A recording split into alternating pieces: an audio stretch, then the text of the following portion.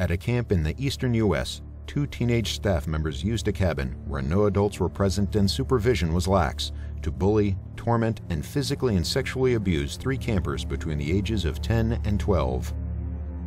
In the South, a 12-year-old girl was allowed to go to the restroom in the middle of the night, all by herself. An 18-year-old staff member with an undetected juvenile record and restraining order abducted and raped her. At a camp in the Midwest, an employee had a relationship with a former teen camper via text message. Many of the messages were inappropriate and sexually explicit.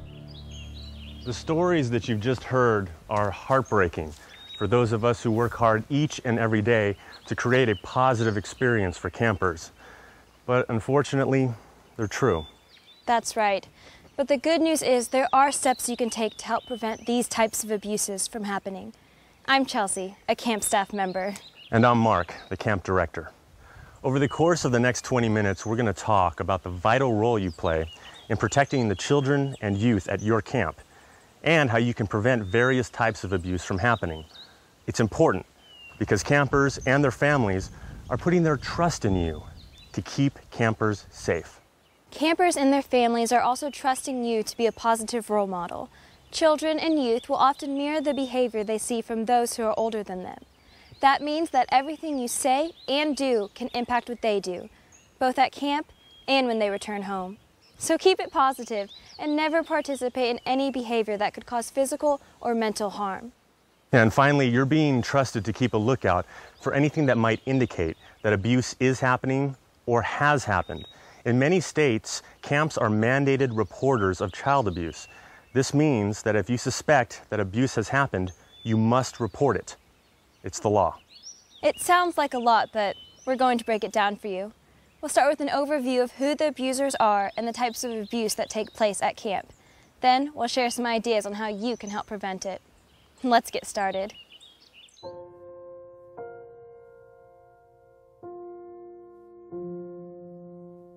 The first step in preventing abuse is to understand who the abusers are, and they're not always who you think. Some abusers purposefully seek employment at camps as an opportunity to be close to children and youth.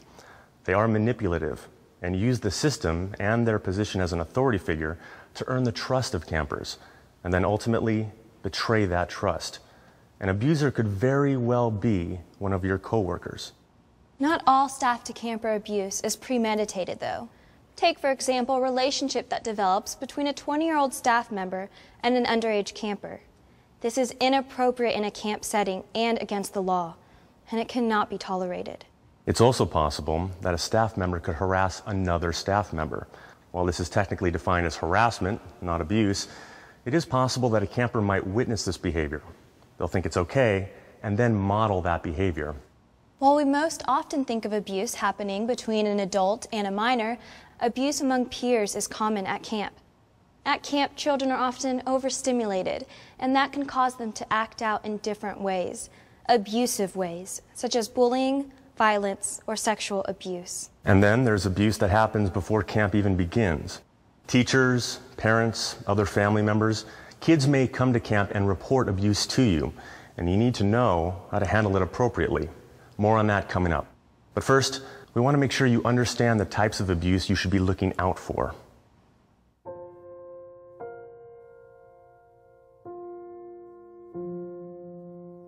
Abuse is a complex subject because there are many types, including sexual, physical, and emotional abuse, as well as bullying, hazing, and inappropriate contact after camp.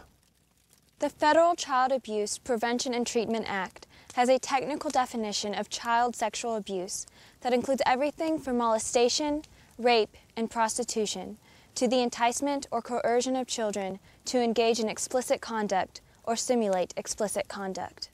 This includes inappropriate touching in any way, shape, or form, exposure of oneself or asking another to expose him or herself, voyeurism, taking inappropriate photos, viewing or sharing pornography, or talking about inappropriate subjects in front of campers.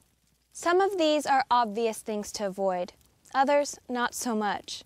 Something as simple as commenting on how a bathing suit looks on a camper, joking around or mooning can be considered sexual abuse. it's critical that you think hard about your every action and your every word.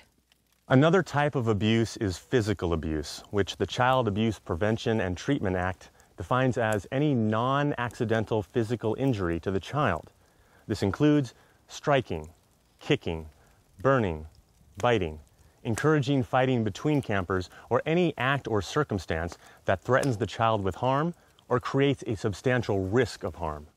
In some states, neglect is also considered physical abuse and refers to any situation in which food, clothing, shelter, medical care, or supervision is withheld. These are all very important things to consider when thinking about any discipline procedures at your camp.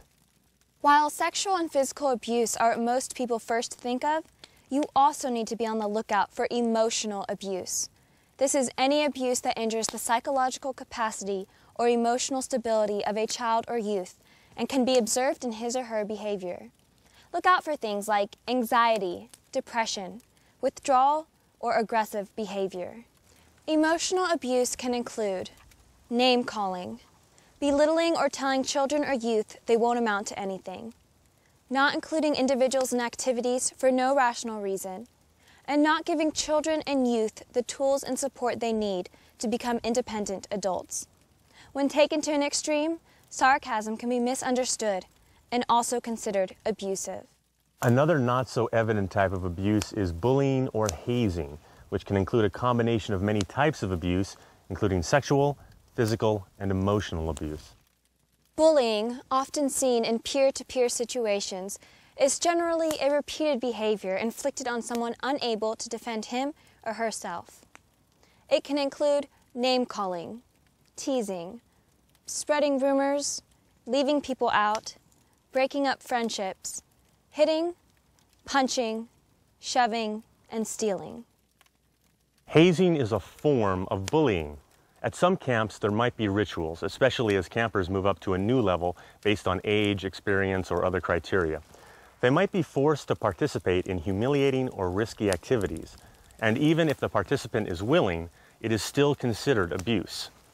Under no circumstances should your camp allow hazing, which might include, but isn't limited to, personal servitude, sleep deprivation, restrictions on personal hygiene, yelling, swearing and insulting, wearing humiliating clothing, consumption of vile substances, brandings, physical beatings, binge drinking or drinking games, sexual simulation, or sexual assault. There is one final type of abuse that can happen, and that's abuse that happens after camp has ended. Whether it's via email, text, social media, or face-to-face, some abusers take advantage of the deep relationships that have formed at camp to carry on an inappropriate relationship later. As a best practice, there should be no contact between a staff member and a camper after camp has ended. Now that we've given you an idea of what to look out for, it's time to take a look at some measures you can take at your camp to help prevent abuse and give you some pointers on what to do if you suspect it might be happening.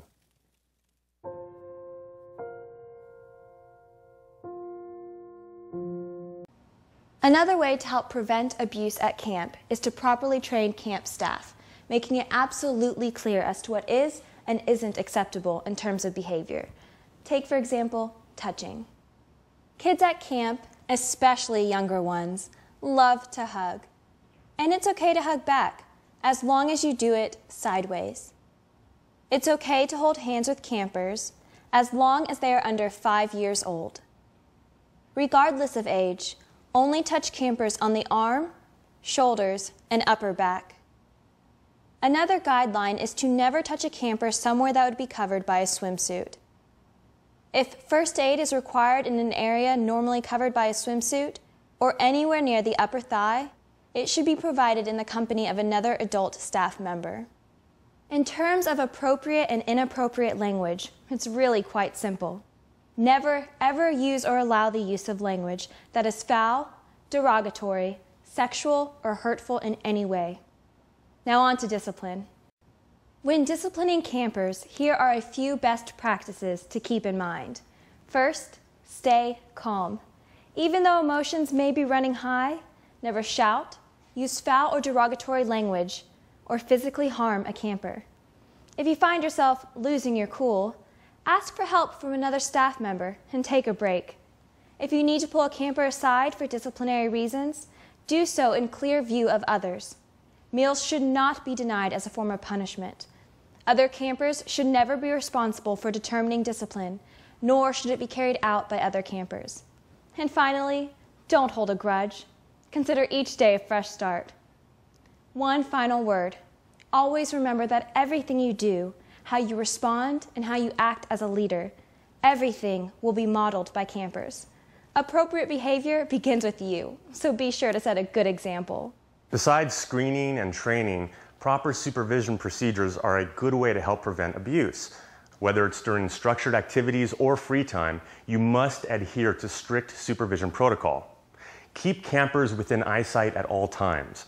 When eyesight is inappropriate, like during shower time, make sure you are within earshot. Always practice the rule of 2. That means you should always have 2 adults anywhere that children are present. Under no circumstance should you ever be alone with a child or group of children. Everything you do with campers should be done in the presence of others.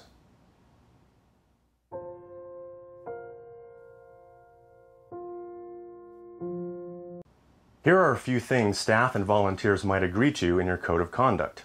Not hitting or physically threatening campers, refraining from abusive or derogatory language, seeking help from a supervisor or director if needed, refraining from touching campers in areas normally covered by a bathing suit or on their upper thigh unless a medical necessity, and then only in the company of another adult staff member. Prohibiting hazing, making sure there are always 2 or more adults present at all times and within earshot during shower time, changing time, or other situations where being physically present is inappropriate. Refusing to allow campers to be alone with staff in staff quarters. Refusing to share a bed or sleeping bag with a camper. Refraining from tickling or teasing, pillow fights, water fights, wrestling matches, and other types of horsing around. Keeping private emotional or romantic information personal. Notifying the camp director if the safety or well-being of a camper is at risk. And doing everything with campers in the company of other adults.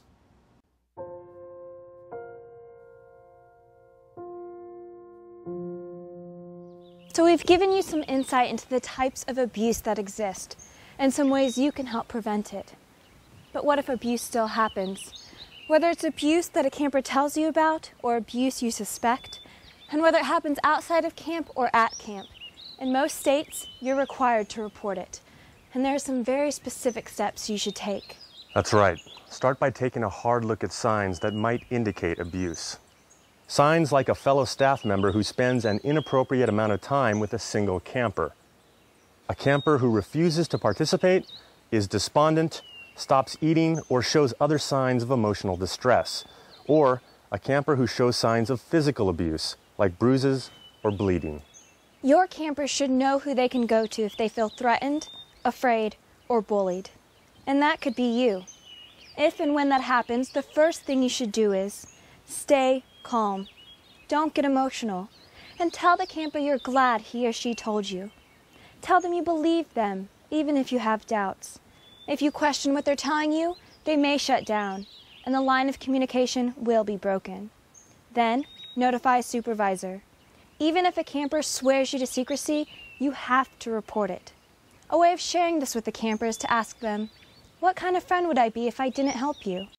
While you have many responsibilities as a camp employee or volunteer, a very important part, perhaps the most important part, is to protect campers.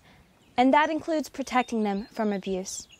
Take it seriously and be sure to let campers and their parents know what you are doing to make camp a safe place for everyone. It will help comfort them as they put their trust in you.